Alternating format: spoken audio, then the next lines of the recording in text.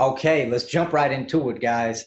Today, what I want to talk about is digital detox. And we're going to specifically handle one part of our lives that we all share this common bond with, and we can all benefit from this form of digital detox. So let's go ahead and jump right into it. What is a digital detox? So right now I'm actually reading a book by Cal Newport, and it's called Digital Minimalism. And a lot of people have been finding out about the benefits of minimalism in terms of owning less and having less physical stuff. It's tough to just get rid of them. But once you start to cut out the things that you don't really need in life and that aren't actually bringing value and bringing joy to your life, then you start to just bring in those things that only matter to you. And after having actually gone through this process of selling everything I've owned down to two suitcases and owning nothing but two suitcases and a backpack and not even having a car and building myself back from that, I pay very close attention to what I purchase in life and how it affects me, what kind of value it brings to my life, and if it's something I really need, or it's just something I'm purchasing for, without thinking enough about it and making sure this is something that's going to bring value to my life. Also, in our digital lives, because of how prominent the internet is around, it's all around us. We're surrounded by technology, which is an awesome thing. It's an awesome tool, is what it is. One of the biggest productivity hacks that we can all benefit from immensely is by putting a little bit more space between ourselves and our cell phones, our smartphones, our laptops that we carry around in our pockets with us 24/7 everywhere we go. As amazing as that technology is, and as powerful as that technology is, how it connects all of us together, one thing that it takes from us is the ability to sit in solitude. Sometimes we get so overloaded with data and information, it becomes difficult to hear the voice inside and separate the voice from what's inside from the world and other people's opinions and other people's thoughts and things like that. I really do believe, and that's what Cal Newport talks about in digital minimalism, is that human beings require solitude in life. Maybe not for extended periods of time. We all need social interactions, of course. That's very important. But at the same time, we do need some periods of solitude in life where we're separated from the noise, the noise of the digital world. And this doesn't require you to go off to the cabins and, go off to the mountains and rent a cabin. That's not really what's required to find this type of solitude. Really, you can actually find this type of solitude while you're with people. It's pretty amazing. You can go out with a group of friends, go out with your family, and be in that moment and find solitude in the moment while you're surrounded with people. It's a beautiful feeling. You're in a restaurant with your friends, family, and everybody. And instead of just focusing on grabbing the next perfect Instagram picture, which of course memories are great, but taking a moment to just go within ourselves, inside ourselves, and just look at who's around us, look at the people we have around us. You can even do it alone at a restaurant, to be honest. Most of the time when I'm out eating by myself. So a lot of the times I can just sit down and just connect with the music, the people, the setting, the moment, the food, and just really sitting down and just being thankful for having this opportunity in this moment, because so many other people don't have the basic things that we have in life here. So it takes a little bit of getting away from the noise, because a lot of times with this digital world and how connected we are, we tend to look a lot of the time into other people's lives and we're constantly looking at what are they doing, what is this person doing. It's excellent to keep in touch with friends and family digitally. It's an awesome tool. Again, it's an awesome tool to have. We can use it as a tool, or it can use us and it can consume us. And we've all been there. I really do believe that we've all experienced this, getting consumed by my phone. Constantly phone call here, text message there, email here, social media this, that, Google search this, constantly one thing after another. All of us have experienced this, and one thing that we can benefit from is by just switching off the number of notifications that are coming in and hitting the phone. Every application on the phone wants to give us a notification. You got this message, you have that message, you haven't responded to this person, that person's trying to contact you. And all these messages keep coming in to a point of like, just you can't get inside your own head and just feel your own thoughts. You're completely just like a pinball machine getting bounced back and forth between this, between that, between this. And before you know it, the day's over, you've accomplished nothing. And we end up saying that we didn't have enough time. One thing that's not going to change with all this technology and all these amazing shifts in the near future, I'm unable to see a 25th hour being added to the day. As far as we know right now, there are 24 hours. And as far as we know, any time in the near future, even with cars flying and people living on the moon, we've got 24 hours in a day. And that's all we're going to have is 24 hours in a day. Between the time the sun goes up and the sun comes down, that time is going to pass in these units of hours, 24 hours.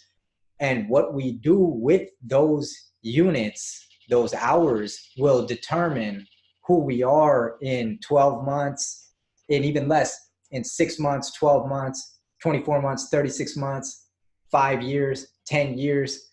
And we can either make progress towards our goals during that time, or we can just get stuck doing things like getting jammed up with the phone. So here are a couple things that I've done to reduce the time that the phone takes from me. The first thing I did was to knock off basically every notification on the phone. Now, none of the apps can notify me. The next thing I did is I turned the ringer off, not vibrate, just mute the whole thing. And I know a lot of people can't do this. I know that's difficult because you have loved ones, you have certain people, important people who you need to keep connected with. And that's what I'm going through right now as well.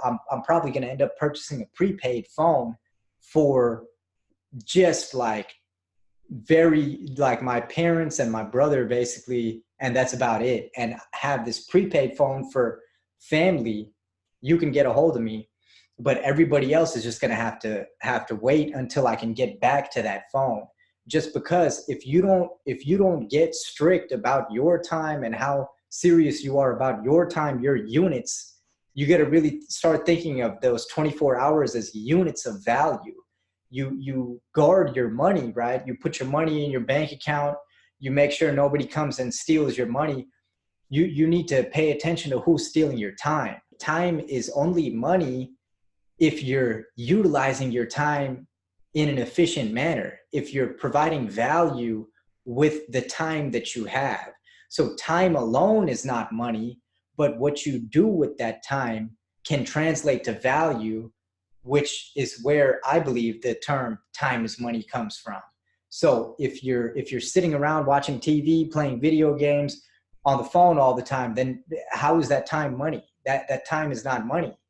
Time is money if you use it appropriately, if you value it. And the only way for the world to value your time is by you valuing it first. Otherwise, the world they don't care, about you making progress towards your goals. You have to care first, and then the world will care. So that's the approach that I'm taking on minimizing my time with the phone. Okay, now you set off the ringer, moved it to the side, don't have notifications. How do you address the messages and phone calls that are coming in? And of course, for everybody, it's going to vary depending on where you are in life. If you're searching for a job and you're going through job interviews, of course, that's totally different. When I was looking for a job, I'm on that phone 24/7, or at least during the business hours, I'm on that phone making sure I pick up every phone call. If your business requires you to be on the phone, pick it up. We should all be able to discern when is an appropriate time to use our phones and when is a time we can step away from it. And that's going to be a personal decision that we all need to make and decide. How I do it is I turn the phone off. And this week, the past couple of days, while I was at work, I started this new thing of leaving the phone. I used to take it in with me at work and leaving it at my desk. And then every few, whatever, a couple times an hour, no joke. It was like at least two to three times an hour at least. I would end up picking up my phone and checking my email or checking my messages and responding to a message and responding to an email. And then I realized like this is getting distracting because always when I open it up, I end up not only doing that, but one thing leads to another. And then a chunk of time blows by. So what I started doing is leaving my phone in my car during work hours. So now the phone is in my car. I'm inside. I'm not looking at it. I'm focused. When I get home after work, I respond to whatever messages I need to respond to. So in the morning, usually I don't touch the phone, to be honest. Maybe I might address it before going into work, usually not. Otherwise, I'm going to address things on my lunch break. I'm going to address it after work and maybe one more time in the evening. So 2 to 3 times, get back to who you need to get back to, call whoever you need to call, and put it away because it's a tool, right? It's really no different than carrying our laptops with us everywhere we go. You're not going to go to the store and sit inside the Whole Foods typing on your laptop just while the cashier is ringing somebody else up. You're going to sit there, stand, wait your turn, and come up. So every moment we have, we're constantly grabbing the phone, and it's just something which is not benefiting us in the long run. And I hope that helps some of you guys to gain a little bit of time back. That's what the goal of digital minimalism is. It's to cut out the wasted time so that you could do things that actually matter to you and actually move you forward in life.